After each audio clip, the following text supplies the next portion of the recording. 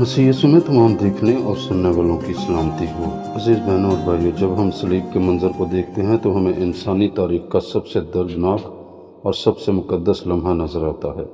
खुदा यीशु मसीह को कोड़े मारे गए, उसके सर पर कांटों का ताज रखा गया, उसके हाथों और पाँव में कीलें ठोकी गईं और लोग उसका मजाक उड़ा रहे थे।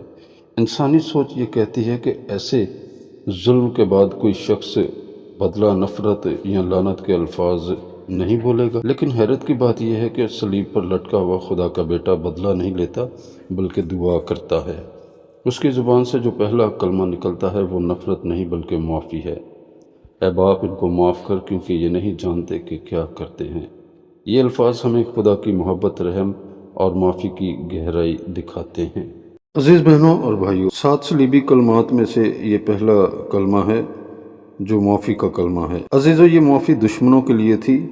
खुदा यीशु मसीह ने यह दुआ अपने दोस्तों के लिए नहीं की बल्कि उनके लिए की जिन्होंने उसे सलीब पर चढ़ाया था। सिपाही जो कीले ठोक रहे थे, मजहबी रहनुमा जो साजिश कर रहे थे, वो लोग जो मजाक उड़ा रहे थे। इससे हमें सीखने को मिलता है कि मसीही मोहब्बत सिर्फ दोस्तों तक महदूद नहीं बल्कि दुश्मनों तक भी पहुंचती है। और इसका जिक्र हमें कलाम मुक़द्दस में से मत्ती की इंजील 5 बाब 44 आयत में मिलता है, अपने दुश्मनों से मोहब्बत रखो। सलीब माफ़ी का दरवाज़ा खोलती है। ये अल्फाज जाहिर करते हैं कि सलीब सिर्फ सज़ा की जगह नहीं बल्कि माफ़ी की जगह है। जब खुदा यीशु मसीह ने माफ़ी की दुआ की तो दरअसल वो पूरी इंसानियत के लिए किफ़ायत कर रहे थे। सलीब पर बहने वाला खून इंसान के गुनाहों की माफ़ी का ज़रिया बना। और इसका जिक्र हमें कलाम मुक़द्दस में से इफिसियों 1 बाब 7 आयत में मिलता है। इसमें हमें उस खून के वसीला से मखलसी यानी गुनाहों की माफ़ी हासिल है। और अजीज़ों, रूहानी अंधापन गुनाह की जड़ है।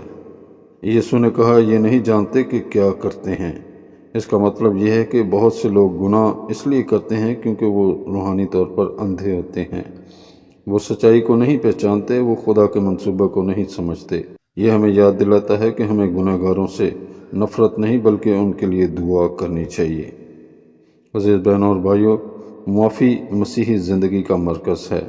अगर हमारा खुदा हमें माफ़ करता है तो हमें भी दूसरों को माफ़ करना चाहिए। खुदा यीशु मसीह ने सलीब पर माफ़ी का नमूना दिया ताकि उसके पैरोकार भी माफ़ करने वाले लोग बने। और इसका जिक्र हमें कुलसियों 3:13 में मिलता है। कलाम मुक़द्दस में लिखा है, जिस तरह खुदावन ने तुम्हें माफ़ किया तुम भी एक दूसरे को माफ़ करो। अज़ीज़ों, सलीब खुदा की मोहब्बत का सबसे बड़ा इजहार है। ये कलमा ज़ाहिर करता है कि खुदा की मोहब्बत इंसानी नफ़रत से कहीं ज़्यादा बड़ी है। इंसान ने खुदा के बेटे को सलीब दी, लेकिन खुदा ने इसी सलीब को निजात का रास्ता बना दिया। यही वजह है कि सलीब मसीहत में शिकस्त नहीं बल्कि फ़तह की अलामत है। अज़ीज़ों, पहला सलीबी कलमा हमें 3 बड़ी सच्चाइयाँ सिखाता है। खुदा की मोहब्बत बेहद है, माफ़ी निजात का रास्ता है और मसीही ज़िंदगी माफ़ करने वाली ज़िंदगी है। अज़ीज़ बहनों और भाइयों, खुदा यीशु मसीह ने सलीब पर लटकते हुए सबसे पहला कलमा माफ़ी का बोला। अब आप इनको माफ़ कर, क्योंकि ये नहीं जानते कि क्या करते हैं। इसका जिक्र हमें कलाम मुक़द्दस लूका की मार्फत लिखी गई इंजील 23 बाब 34 आयत में मिलता है। ये अल्फाज खुदा की बेमिसाल मोहब्बत और रहम को ज़ाहिर करते हैं। जब लोग उसे तकलीफ़ दे रहे थे, उसका मजाक उड़ा रहे थे और उसे मौत दे रहे थे, तब भी उसने बदला नहीं लिया बल्कि उनके लिए दुआ की।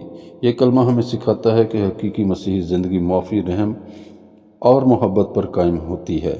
सलीब पर दिया गया ये पैगाम आज भी हमें याद दिलाता है कि हम नफ़रत को छोड़कर माफ़ करने वाले बने, क्योंकि जिस तरह मसीह ने हमें माफ़ किया वैसे ही हमें भी दूसरों को माफ़ करना चाहिए। खुदा हमें ये तौफीक बख्शे कि हम इस सलीबी कलमे से सीख सकें कि हम अपनी ज़िंदगियों में दूसरों को माफ़ करने वाले हों। खुदावंद इस मुख्तसर से कलमे और कलाम की बरकत आप सबकी ज़िंदगियों में और आपके घरानों में बख्शे। आमीन।